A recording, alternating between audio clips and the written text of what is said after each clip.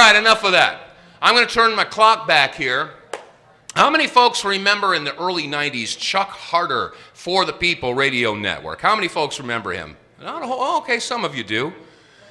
Well, I will tell you, Chuck Harder served as an inspiration for not only myself, but my wife Joyce Riley, and many others. He used to say, become a committee of one. He used to say that if you have the gift of gab, and you've got the persistence, he says, get your own radio show on a local station. And I thought about it. I've been involved in announcing and voiceovers and music and recording and radio since the mid-'70s. I said, yeah, I'm going to get my own radio talk show. It took me about 2 years of persistent door knocking and being a squeaky wheel, but I eventually ended up on a radio station in Waterbury, Connecticut. At WATR AM 1420. And I used the air name of Dave Riddell, because the program director, he knew what I was talking about. He says, Dave, last name like Von Kleist, there's not too many Von Kleists out there. All they got to do is get a phone book. They're going to find you, your wife, your kid, whatever. Use an air name like many of the other talk show hosts do. I said, okay. So I chose my grandmother's maiden name. It had sort of rolled trippingly off the tongue. Dave Riddell, yes. So that's the air name that I used, and I went on and I was just banging the drum long and loud against all this all the stuff that the mainstream wasn't talking about. And here comes the Oklahoma City bombing. We have so many innocent men, women, and children killed on that day.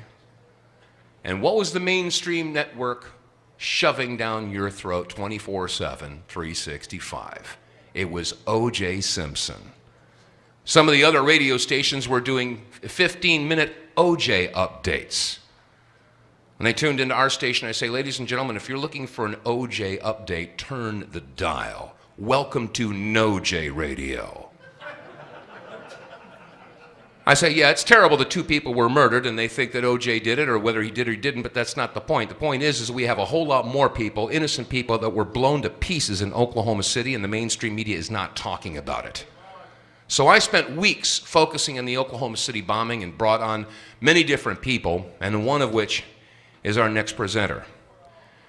He is a former head of the F.B.I. offices in thank you, Memphis. Thank you, right here, hometown. And Ted Gunderson was one of the few voices screaming from the rooftops about what was going on in Oklahoma City. I had him on as a guest on my program about 12, 13 years ago, and it's a pleasure to shake his hand. Ladies and gentlemen, Mr. Ted Gunderson.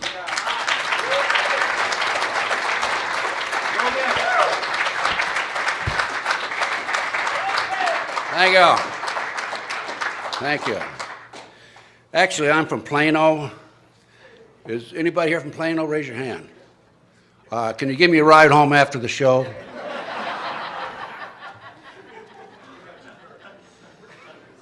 F.B.I. Okay. Now, I wasn't sure what I was supposed to talk about until I saw the program here about a week or so ago, because I have probably 6 or 8 topics I can discuss. Oklahoma City bombing, 9/11, World Trade Center, 93, and the list goes on and on. Satanic cults.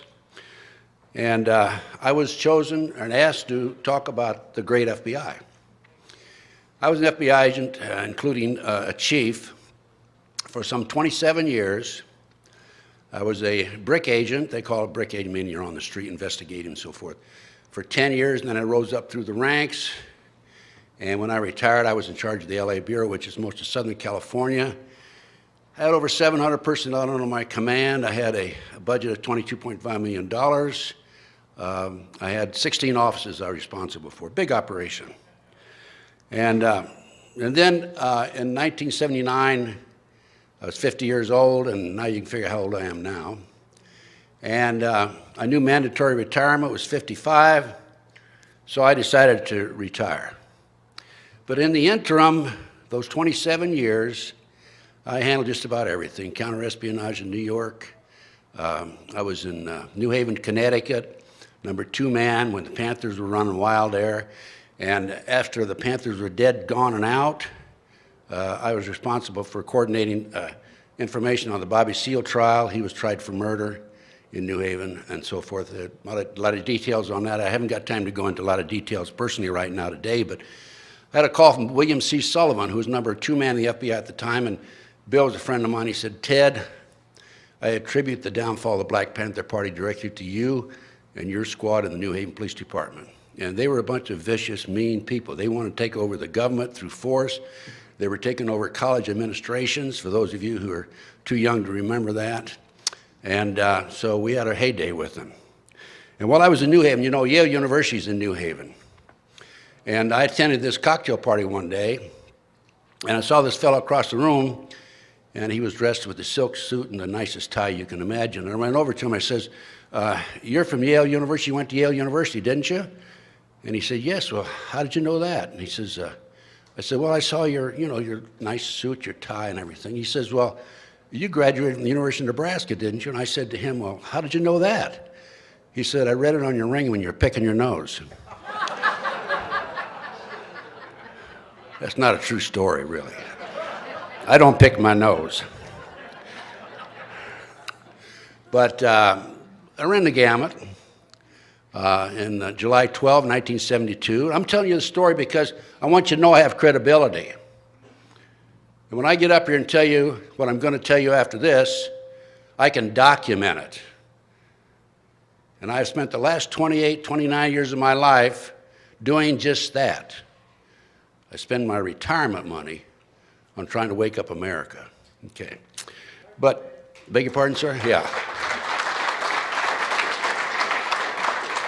But I ran the gamut in the FBI.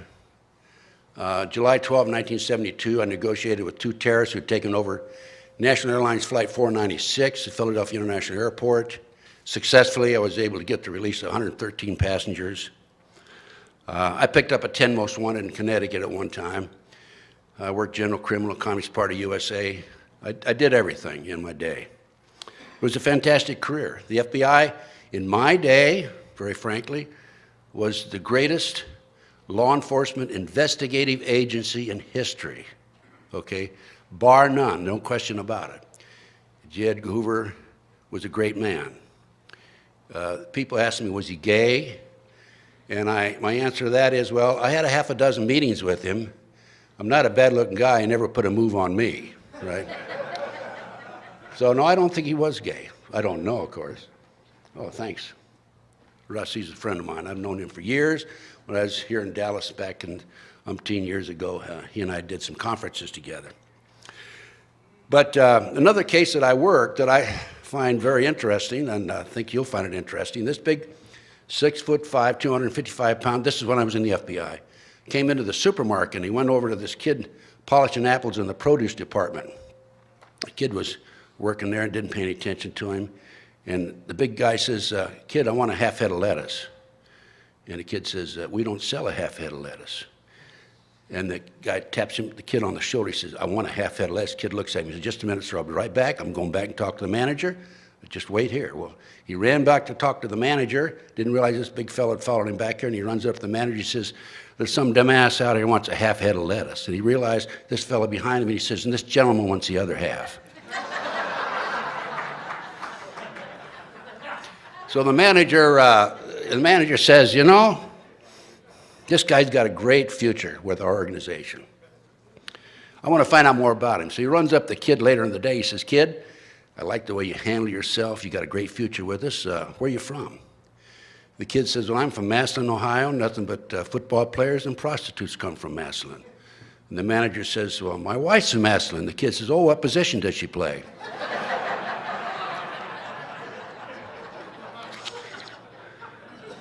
Now we got to get down to serious business, FBI. FBI was a great organization in its day, okay?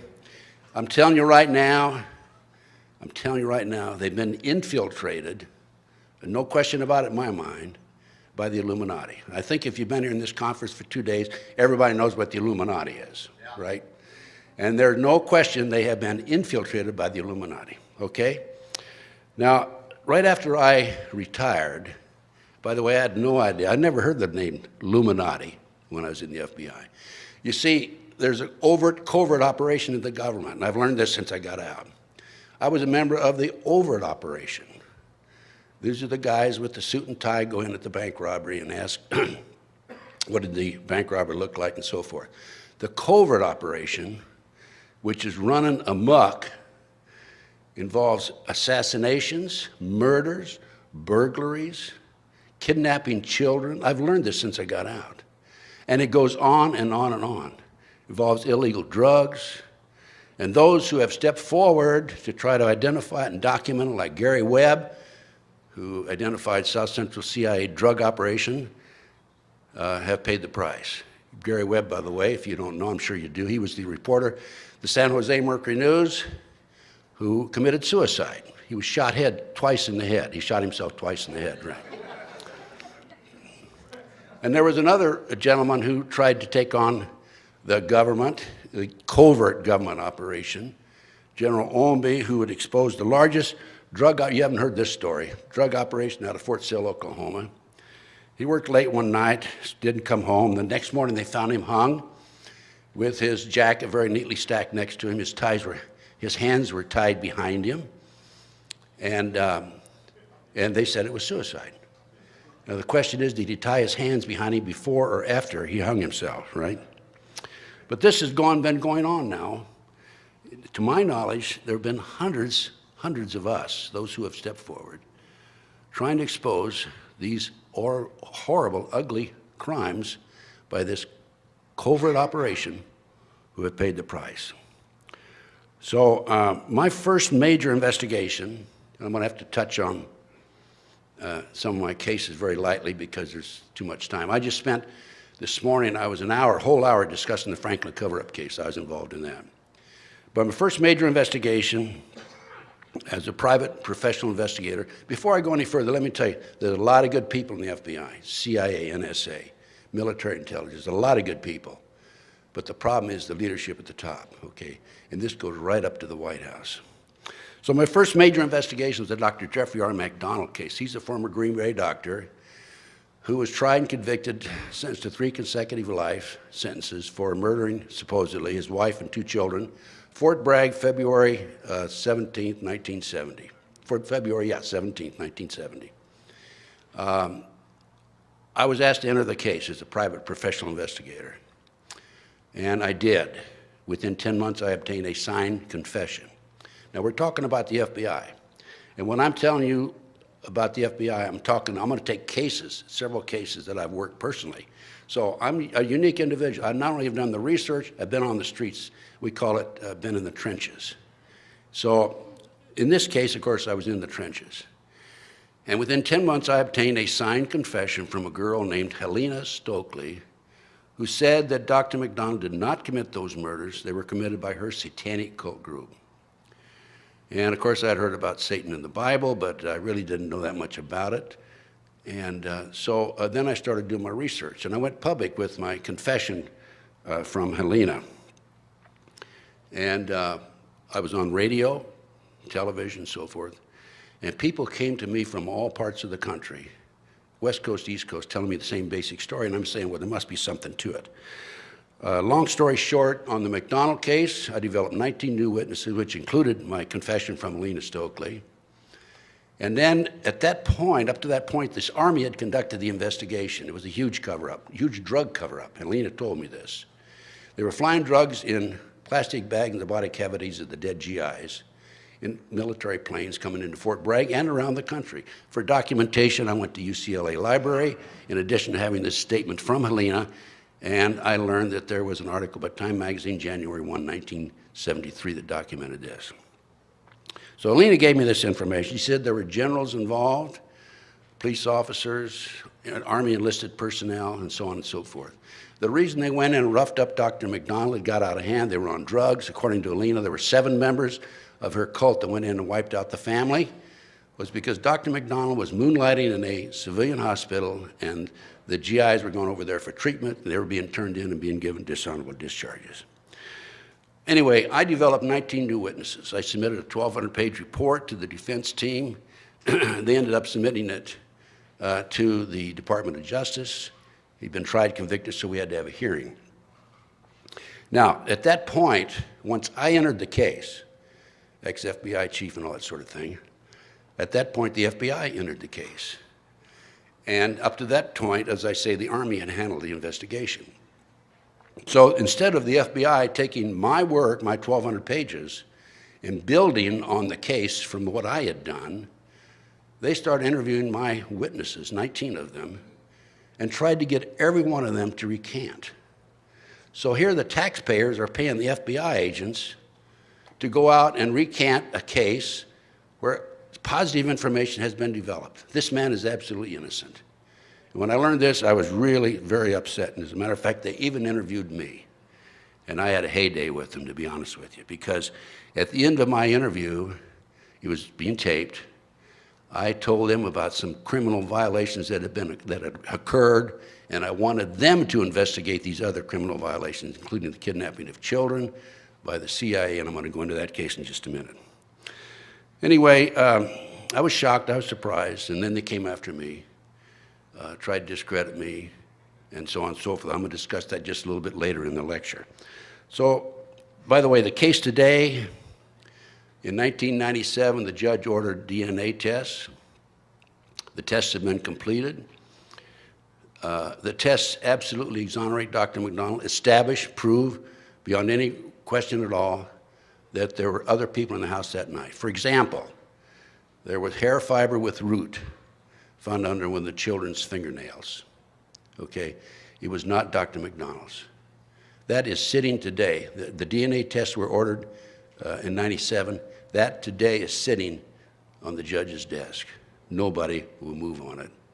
I had a letter from Dr. McDonald just this last week saying he doesn't know what's happening, but they're sitting on it. The whole case is a major cover-up. It involves drugs.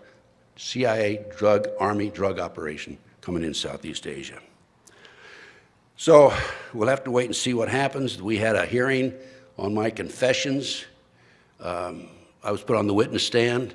Mr. Brian Murtaugh, the prosecutor, tried to ask me questions about sex and my sex life and all that, which is zero, by the way. It was then, still is, almost.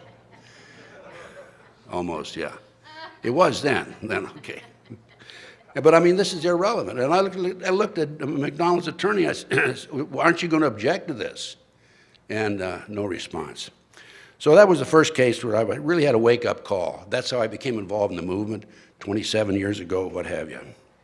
And then the next case was the Franklin cover-up case. And in that case, I had a call from a fellow named Ed Weaver in Lincoln, Nebraska. He had read about me in a book called The Ultimate Evil. Maury Terry, the author of The Ultimate Evil, who did a book on the Son of Sam murders in New York City, a series of murders that was satanic also, by the way. And Maury came to me on the West Coast, and I helped him do some of the research. A long story there, but I won't go into it. But anyway, Ed Weaver in Lincoln, Nebraska, called me. We have a problem here. We have a case that's breaking in Omaha. They're taking children out of orphanages, foster homes, and Boys Town, driving them to Sioux City, Iowa, 184 miles away, putting them on private jets and flying them to Washington, D.C. for sex orgies with congressmen and senators. And these kids were being flown back there, these 8, 9, 10-year-old children, and exposed to these nefarious activities, these horrible situations.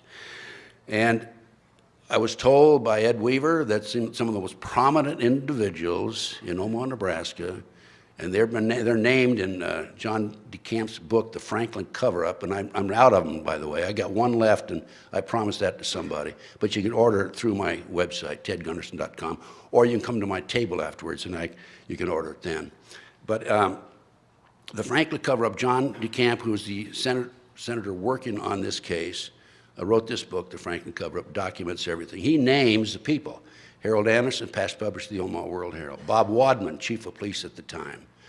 The head of the society page of the Omaha World Herald. The heir to the Brandeis fortune in Omaha. Eugene Mahoney, head of the Nebraska Forestry Service, ex-cop with the Omaha Police Department, Vice Squad. They're named in this book. And in addition to this, the kids talked about satanic cult activities. They didn't say they were satanic cult, but there were humans in robes, nude underneath the robes, chanting, candles, sacrificing animals and children and people. which is very common, by the way, in this country today, as a result of the work that I've done the last 28 years, I can tell you without any question there are 50 to 60,000 human sacrifices by the cults, satanic cults in this country every year. Okay? There are hundreds of thousands of children who disappear every year because of the satanic movement in this country. But anyway, that was part of the Franklin cover-up case. It was kind of interesting because there's a lot more detail than I can tell you, but as I said, this morning I was interviewed for an hour and discussed the whole case for one solid hour. But it was kind of interesting because to show you the power that these people have, there was a TV crew from Yorkshire TV came over, and for 7 months they were in this country interviewing various people. Paul Bonacci, who was a victim himself. Paul Bonacci, I've got a 5-hour interview with Bonacci myself, by the way. He's a mind control victim. The CIA is involved in mind control programs. And Paul was used as a decoy when he was 10, 11, 12 years old to attract other children near the car in parks and shopping malls and so forth. The adults would grab them and throw them in the back of the car and they'd be off with them. Johnny Gosch in West Des Moines, Iowa was a victim of this. Paul was involved in that kidnapping. Anyway, I have a 5-hour interview with Paul. It's available through my DVDs, and I'm giving away DVDs, by the way. And I'll talk to you a little more about that at the end of my lecture. And so Paul was, I've interviewed Paul, I've interviewed Alicia Owens, and this TV crew from England came over. We couldn't get anybody in the United States to touch this. And so Yorkshire TV came over, 7 months, interviewed all these various kids and so forth. And so it was listed, this show was listed to be aired in TV Guide May the 3rd, 1994. Actually, in the guide, there were certain members of Congress found out about it, bought up the rights to the show, orders all copies destroyed, and it never aired on TV, on national television, although it was supposed to be listed to air on the, at 10 p.m., May the 3rd, 1994. Now, here a couple of years ago, I said, well, I've got to get a copy of the TV Guide. And John DeCamp had one. He can't find it now. I think somebody stole it from him, to be honest with you. I got to get a copy of the TV Guide. So I ordered a copy of the TV Guide. Here's a page I'm looking at right now on May the 3rd, 1994. It's not listed there. It was not listed there in the copy that I have. It's called Balance of Nature, appeared at 10 o'clock on Discovery Channel. So somebody took that TV Guide, that whole book, and had it reprinted so there was no documentation of it. Well, I outfoxed them. I went to the UCLA library, I went to the LA Times library. And I pulled up the TV Guide for May the 3rd, 1994. It's listed. Conspiracy of Silence. That was the show. And I said to myself, well, maybe on the East Coast it wasn't listed. I had a friend of mine check the Philadelphia Inquirer, May 3rd, 1994. Conspiracy of Silence, 10 p.m. It's listed there. So that just shows you the power that this Illuminati has, that they do have. The speech last night by Mr. Griffin, I think was an excellent one. I enjoyed it. I knew a lot of that information, but he kind of expanded on it and helped enlighten me. As an outgrowth of the Franklin cover-up case. By the way, the FBI's involvement in the Franklin cover-up case. John DeCamp, in his book, The Franklin Cover-Up, Chapter 14 is devoted to the FBI's involvement in the case. And in that chapter, I read it, and I was embarrassed for the organization that I once served in and for. And John said, of all the agencies that tried to stop that case from going forward was the FBI. And for documentation, John has a $1 million judgment against Larry King. This is the head of the Franklin Savings and Loan, Larry King, not Larry King Live. This is a black man. And John has a $1 million judgment against him. He's standing on a street corner one day in Lincoln, and a stranger walks up to him, stands next to him, and says, if you ever collect that money, you won't live to spend it. John, one day, decides he has to move from Lincoln, get out of town. He's receiving death threats. Two young punks drove up into his front yard in front of his oldest daughter, drove over the family dog back and forth several times, told the daughter, tell your daddy to back off or we'll be doing this to you and your brothers and sisters. So John moved out of Lincoln to Clatonia, Nebraska. The case is very involved. As I said, I worked with John and I worked with the Nebraska Leadership Conference. I was, on one occasion, I had to meet somebody in Omaha. Omaha is about 55 miles from Lincoln. I was in John's office on a Saturday morning at 9 o'clock. I called, made an appointment at Bohemian Cafe in Omaha to meet this individual. I drove up there, met him about noon. We were going to do some work on the case, going out and check on some kids that were victims of this horrible situation. By the way, this is how they tell the congressmen and senators how to vote, right? They blackmail them through sex and drugs. So we had lunch, and I went in the car of my source, my contact. We went out and did some work, came back at 3 o'clock. I left, actually a little after 3 o'clock. And halfway to Lincoln, I'm driving along 75 miles an hour, and my right front wheel comes off. And all of a sudden, the car goes like this, lurches forward, falls to the right. I look off to the right, and here's my wheel spinning about 15 feet in the air. Fortunately, I was able to control the car. We had the car hauled off and talked to Highway Patrolman about it. He said, hey, somebody loosened your lug nuts. And also on the left front tire, when we had it hauled in for repair, the man said, hey, some of these lug nuts are loosened here, but apparently whoever did this was interrupted. But John was not too happy about it. I called him immediately. Instead of asking me how you are, Ted, he said, how's my pickup truck? Well, of course, he was concerned about me also. As a result of the Franklin cover-up case, we learned that there's an organization, we meaning John DeCamp, Ed Weaver, and I. And but before I leave the Franklin cover-up case, let me tell you, Gary Caradori was the investigator before I came along. He was a former highway patrolman.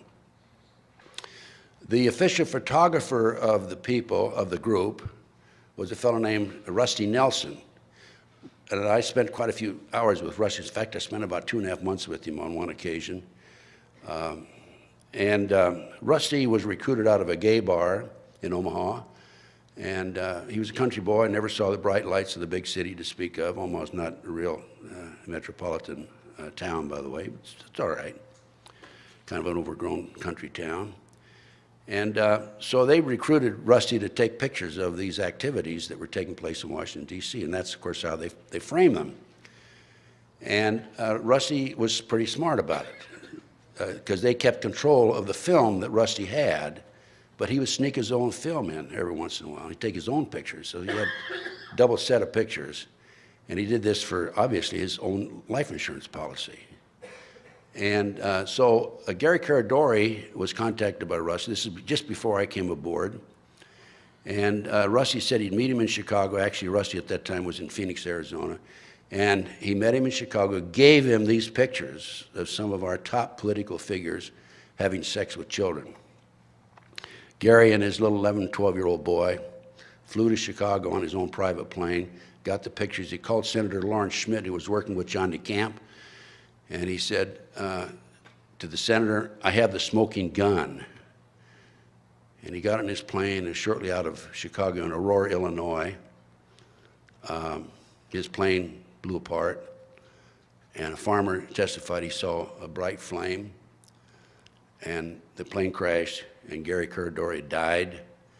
The first officer at the scene was a deputy sheriff, and he picked up the pictures that were strewn about on the ground, and the FBI came along and told him, let me have those pictures. They confiscated the pictures from him, told him not to talk about it, and the plane was hauled off to a military base. Now, Gary's a civilian. Should have gone to a civilian base. It was hauled off to a military base. The briefcase was never recovered. The back seats of the plane were never recovered. I tried to get my hands on that plane for about 6 months, and they wouldn't let me have it. But I suspect that the reason the back seat was missing is because that's probably where the bomb was. I'm sure the farmer says there was a flash, there was an explosion. The official version of the National Transportation Safety Board was the plane fell apart in the air. Okay, they do that all the time. What was it, Wellstone? His plane crashed too, didn't he? That's one of their favorite ways of getting rid of these people. Airplane crash, automobile crashes. Catherine Sorensen on the Franklin cover-up case, who was the first complainant, she had a pattern of taking her foster kids on the same route to school every morning. And this one particular day, after she filed the complaint, she's driving along. She comes up behind two little old ladies doing 5 miles an hour on a 2-lane highway. At the last minute, the two little old ladies cut off to the right, and a car comes 70, 75 miles an hour and hits her dead end, head in. And of course, she died. So they got rid of her that way. Anyway, as an outgrowth of the Franklin cover-up case, we learned that there were kids being kidnapped in Washington, D.C. I'm telling you very briefly about this case. I really got a lot to cover, and I can't cover it all. You can get it on my DVDs, though. So in 1987, March of '87, there were 2 adults and 5 young children who were noted in a park in Tallahassee, Florida. The adults were very well dressed. The children skimpily dressed. The police went down and talked to the kids. They said they were on their way to Mexico for a smart school. The kids didn't know how to use telephone, didn't know how to use the toilet, said they were living in the van, and they were only being fed when they they weren't being fed on a regular basis, only being fed when they would behave themselves. And the van was traced to Washington, D.C. The 2 men were very well dressed. And long story short, the Metropolitan Police Department in Washington, D.C. obtained a search warrant on this was an organization known as the Finders. And they learned that from the search warrant that there were children being kidnapped by this group. They were being transported all over the world. There was information in their computer about terrorism and explosives and bank transfers. They talked about children from China and Hong Kong and from the Middle East and from Europe and so on and so forth. They also talked, the Metropolitan Police Department said that there were indications that there had been some satanic activity in this same location. I have a copy of the U.S. Department of the Treasury Customs Report. Okay, I obtained a copy of this, and they did an investigation. They were called into the case because they thought maybe there was some pornography involved. And I'm going to just read the last page of the report to you. I have a copy right here. And this is the customs agent going over to the Metropolitan Police for a final briefing on the case. Quote, I was advised that all the passport data had been turned over to the State Department for their investigation.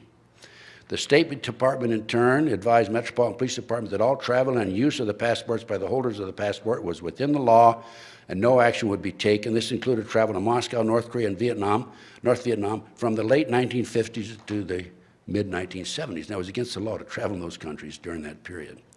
The individual, meaning a Metropolitan Police Department officer, advised this customs agent, further advised me of circumstances which indicated that the investigation into the activity of the Finders had become a CIA internal matter. The Metropolitan Police Department report has been classified secret, was not available for review. I was advised that the FBI had withdrawn from the investigation several weeks prior, and the FBI Foreign Counterintelligence Division had directed the Metropolitan Police Department not to advise the FBI Washington Field Office of anything that had transpired. No further information will be available. No further action will be taken. No further action will be taken on the basis of this report. Well, now, why am I bringing this to your attention when I'm talking about the FBI? It's very simple. This report has been furnished by me to the FBI on at least a half a dozen times with a formal request that an investigation be conducted. I have yet to be contacted by the FBI for more details. I have additional details. This is their responsibility. I was involved in kidnapping cases. This is an international child kidnapping ring. In my research, I learned this has been going on since the early 1960s. I've also learned in my research that this is an Illuminati operation and that they have vans throughout the United States that are picking kids up off the street. And And if you'll check the National Center for Missing and Exploited Children website, you will see that there are 91 adults disappear in this country every hour. 85 to 90% of these are children, estimated. Now, I did a chart. I charted, you know, these National Center for Missing and Exploited pictures, they send these little cards, they must send millions of them out. And they've been in business for 25 years. And as of a year ago last fall, by the way, last year they took in $49 million. And as of a year ago last fall, they had located 139 children in 25 years. Not a very good record, is it? And recently I noticed that they quit putting that figure on their cards. But anyway, I had 94 of these cards myself. I've been collecting them. I collect everything. I got 300 boxes of research in my home, by the way. It fills up a whole bedroom. And I've been doing this ever since college.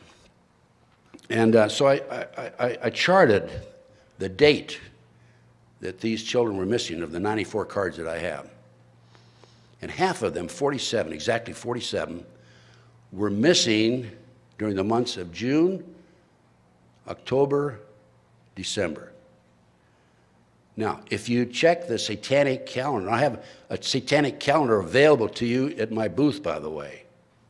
You check the satanic calendar, the main 3 holidays where they sacrifice humans are the summer solstice, June 21st, Halloween, October 31st, and December 21st, December 21st. This is winter solstice.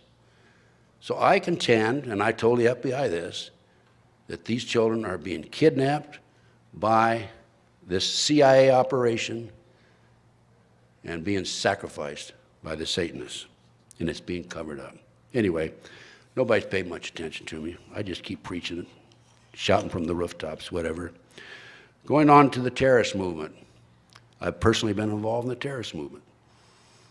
In 1993, you recall February 26, 1993, the World Trade Center car bombing. I have a New York Times article here, October 28, 1993. You don't have to take my word for it. But in the trial of the terrorists, Adam Yosef was the leader, of course. He's serving prison time right now, Terminal Island, California. In the trial, it came out that the FBI had an informant named Salem, 43-year-old former Egyptian army officer. And he was in with the terrorists, and he was commissioned by the terrorists to put the car bomb together to bomb the World Trade Center. And he went to his FBI superiors. We're going to use a dummy bomb, aren't we? And the FBI superior says, no, we're going to use a real bomb. So the FBI not only knew about this in advance, they furnished the ingredients for the bomb that brought down a portion of or badly damaged 6 floors of the World Trade Center car bombing. There were 6 people killed, there were 1,000 injuries, and I think $500,000 in damage. It's in here. And the reason that this came out in the trial is because Salem the FBI furnished him a body mic when he met with the terrorists. Well, he was smart enough to use a body mic when he met with the FBI. So that way, he did not have to serve any time. I'm sure they would have railroaded him along with the other terrorists if he had done this. Came out during the trial.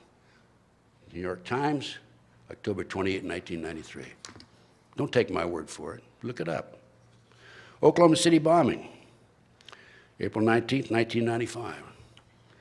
I was up to my eyeballs in that one. I made 2 trips to Oklahoma City out of my pocket.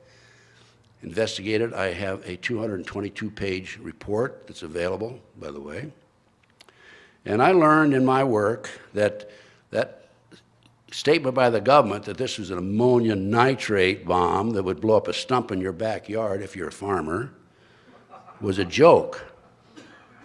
Okay, that bomb, and I can document this, was a highly classified bomb developed in the early 1980s, and it was so highly classified that Ronnie Reagan put it in storage someplace and said, don't talk about it to anybody that was involved in it. I happen to know about the fact that the bomb was exploded in Area 51. The night it was exploded there, I was with a group of people in Palm Springs. We were in a hotel room waiting to see what the results were. These are intelligence-type individuals. I do have a few friends around, not many, but a few in the business.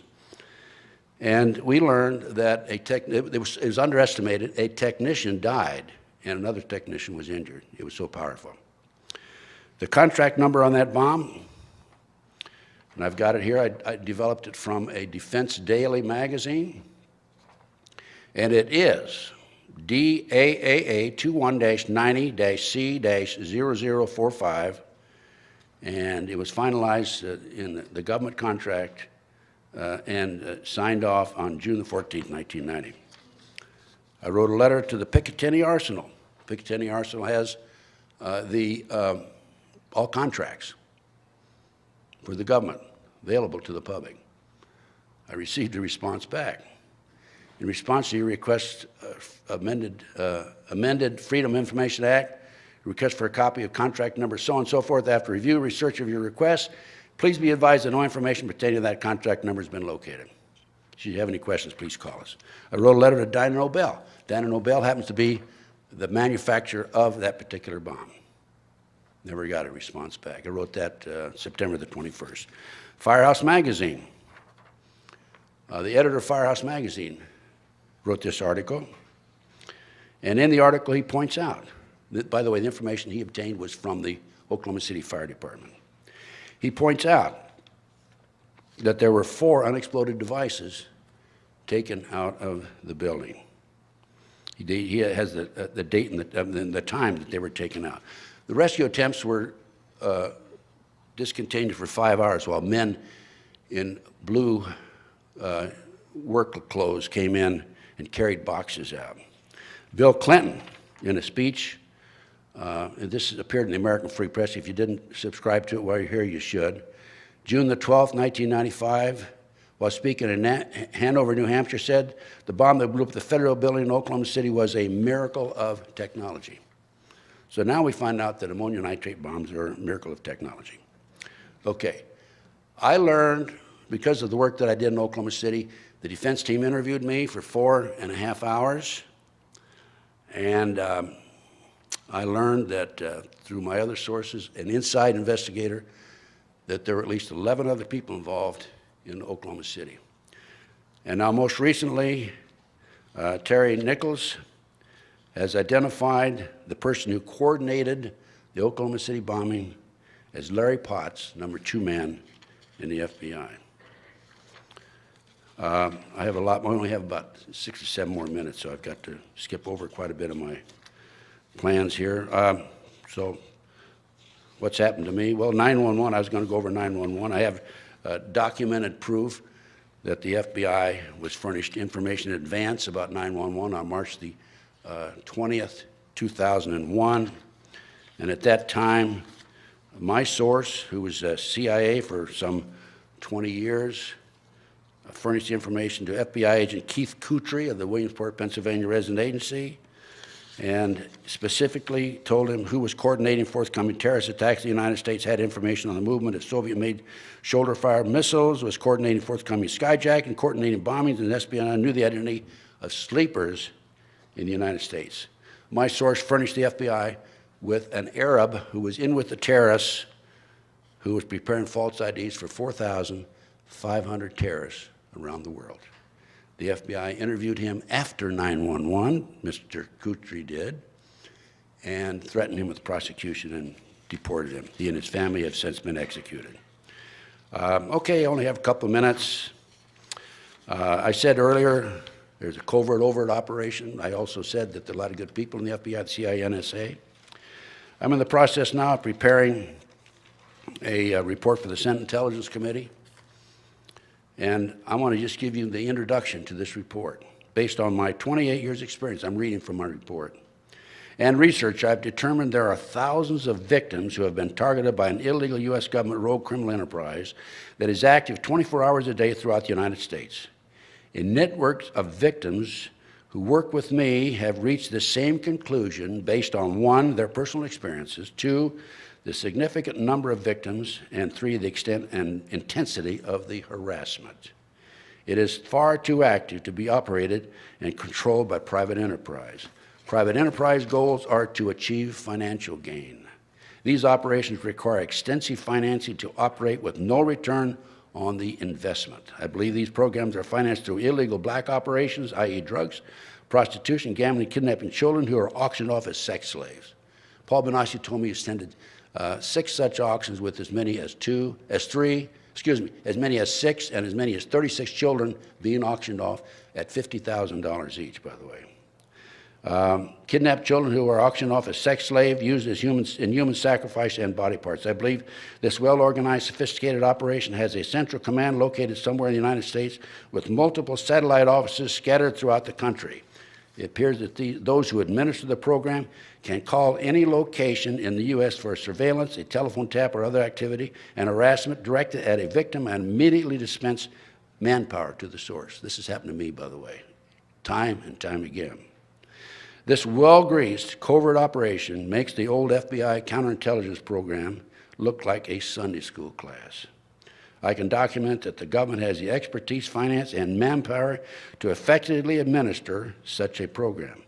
To understand why and how a black criminal enterprise of this rogue element targets an individual is necessary to 1, to identify the victim, 2, outline the reasons the victim is targeted, and 3, document and identify the weapons and tactics being directed against him or her. Okay, I only have a couple of minutes, but I think I started late, so I may take a little extra minute time on that one. So what about me? People say, why aren't you dead? Okay, well, let me tell you this. In the early 1980s, I had 3 occasions when gunmen were waiting for me. I found out afterwards, and it's only through divine intervention that I didn't go to specific locations at the time. For example, one of them, I didn't go home that particular night. The landlady said that she was parking her car at 1:30 in the morning. 2 men were in the car across from my front door. One of them got out of the car and came over and said, you know where Ted Gunderson lives? And they said no, or she said no. And I, of course, told her, if anybody asks about me, you don't know me. And he sat in the car 15 more minutes, 1:45, he left. I've made some phone calls the next day when I came home, and I found out I had a hit on me. And I went in to see some certain people, got that hit taken off, and I learned that there was a second hit on me by satanic cults out of Florida and Houston. And I was a little upset about the first hit. It was by the Israeli mafia, by the way, because of a case I'd worked, an attempted assassination of a businessman. I was upset because I found out that it was a hit for $25,000. I thought I'd at least be worth $100,000. Ex-F.B.I. chief and all that. Anyway, I had, in addition to hitmen waiting for me, I had 3 FBI investigations of me. I submitted freedom of information requests. I received copies back of some of the pages, but they were nebulous. I might as well have thrown them in the wastebasket. But it's kind of interesting because at the end of each report it says, Ted Gunderson should be considered armed and dangerous. They should have added with knowledge, okay? I had a girl named Pam Fawcett. The FBI and the DEA commissioned her to try to set me up on a drug deal. It didn't work. After 6 months, I was trying to help her, give her advice on her 14-year-old son who was in trouble in Florida. After 6 months, Pam came to me and told me the whole story, how she had run the Modesto, California office, FBI office. She'd come and go. She had her own coffee cup. They'd given her $2,000 to try to get me, okay? And I said to Pam, Pam, and I gave her a polygraph. She passed. I said, Pam, why are you coming to my side now? And she said, well, I woke up the other morning and I realized you're the only honest son of a bitch I've talked to in 6 months. Those were her exact words.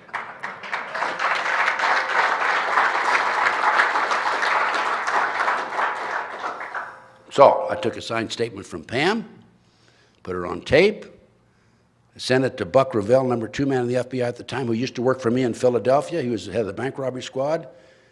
And I told Buck and the FBI, I said, you guys, I said, first you try to prosecute me in Dallas. It was right here in Dallas, by the way.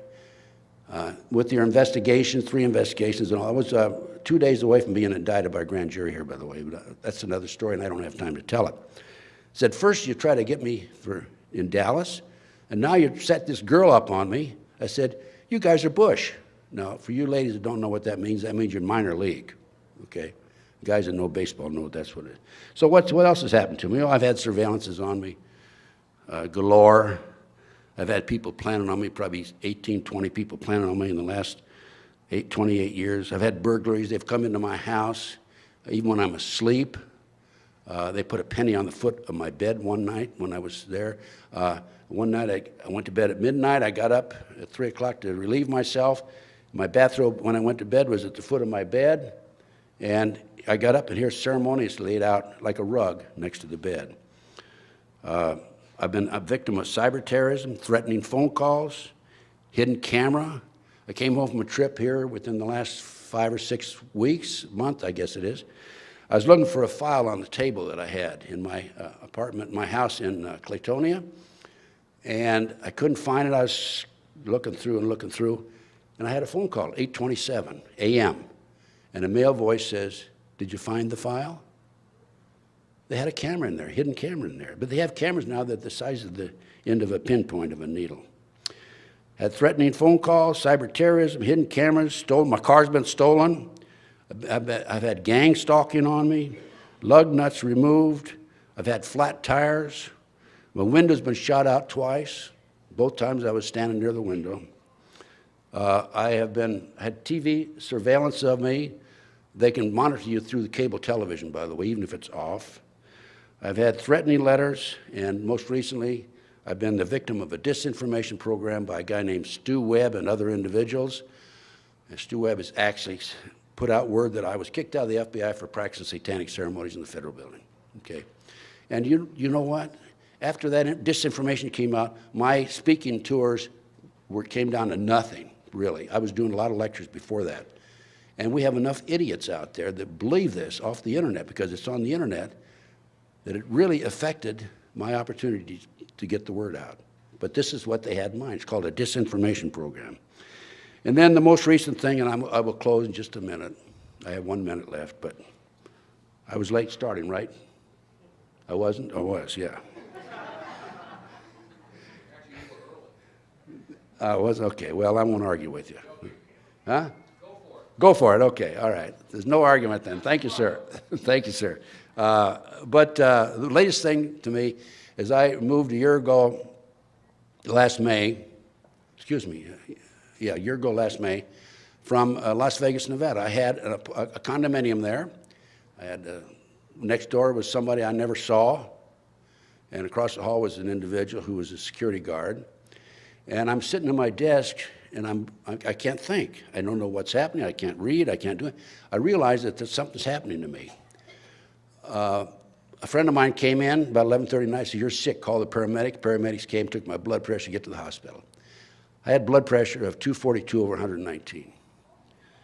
And so I knew that there was a serious problem. I had blood tests, and I had arsenic and cyanide in me. I was being poisoned, and I knew this.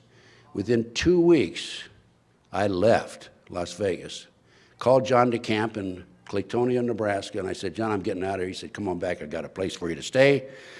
And I now live in Claytonia, Nebraska, about 2 blocks from John DeCamp. Anyway, I was being poisoned. And there's other stories about the poison. They've tried to poison me when I'm driving down the street. They have a device that you put in the back of a car, and they pump the poison out, and you're behind it, and you can't, they block you in. Car in the front, car beside you, car behind you. But it hadn't worked because I've caught on to it. But anyway, I was being poisoned in Las Vegas in my condo, and I was able to overcome that. As soon as I moved, I just loaded up on vitamins and what have you. Okay, I was asked a few moments ago before I came on board, the reason for the terrorist movement, by the way, the reason for the terrorist movement is they create these terrorist acts, the government does this covert operation in order to establish the Homeland Security and in order to write the Patriot Act, take away our constitutional rights and civil liberties. There are prison camps that have already been set up. There are railroad cars, 3-tier railroad cars, and I've seen them personally, that have shackles in them. I didn't see the shackles, I saw the car. And there are big plans for the next terrorist attack, I think, to pick up a bunch of us as a red, blue, and green list and haul us off to these concentration camps. So, okay, now, thank you very much. I want to urge all of you, is there hope for our country? There's hope if we can elect Ron Paul. Okay, we need to get Ron Paul elected.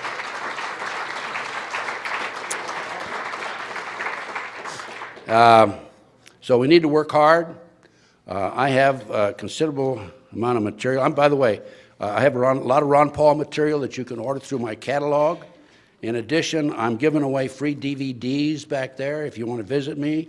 All you have to do is pay shipping and handling. I have over 400 DVDs I'm giving away, including information on Ron Paul and what have you.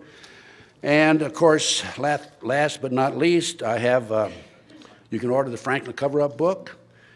We didn't discuss in detail pawns in the game, but this is a book about the Illuminati, the 25 goals that were announced May the 1st, 1776 by Adam Weishaupt to take over the world, and that includes corruption of the youth through sex and drugs, and of course, controlling the mainstream media, and about 85% of these goals are complete. Also, in my catalog is a multi-level program about holy tea. The lady that put me into it, her first check, the first month was $1,400. You might want to take a look at that, and thank you very much, sir. Thank you.